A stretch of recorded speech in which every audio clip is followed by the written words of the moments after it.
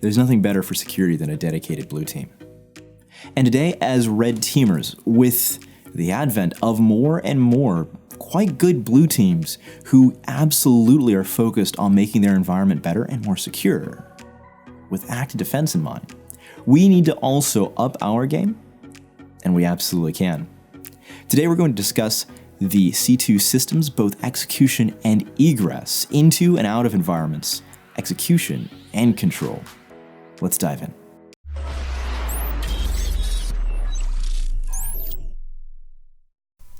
Look, we've been just entering into this conversation, and this might be your first step here. So to recap, let's talk C2. First off, when we talk about C2, command and control, a lot of times what we're talking about is the ability to run something, that command piece, and the ability to control what it is that we ran. We often refer to this as egress, communication.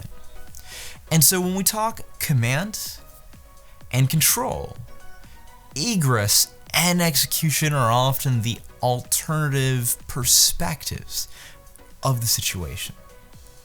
Let's talk backdoors. When we say the word backdoor, we might be referring to an implant or a payload.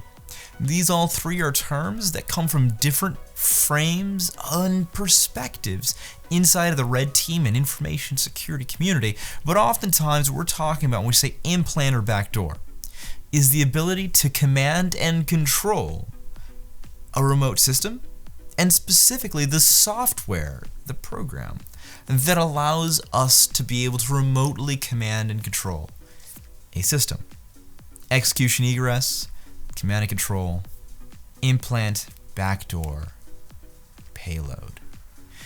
The final piece to consider when we talk about command and control systems is the concept of transport.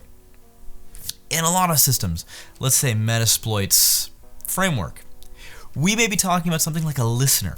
That's something that accepts on the attacker side that command and control response. But that channel specifically, and channel is a term we use, is generally referred to as a transport. A transport essentially relates to the protocol, the system, the mechanism in which egress, that communication, is performed.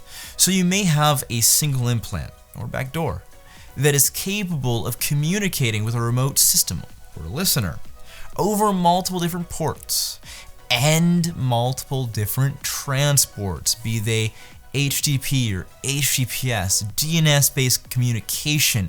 An individual implant or alternative listener may be able to communicate one side to the other over multiple different transports, and this is part of what makes command and control, C2, so very, very dynamic.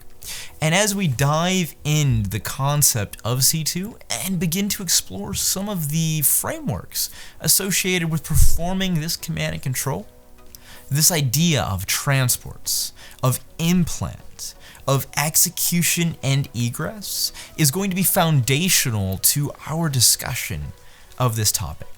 I'm really looking forward to diving in, and I absolutely hope that you are too, because we're going to dive deep. We're going to go quick, and we're going to see a large amount of what our community has brought to the table for us. I can't wait to get started. See you there.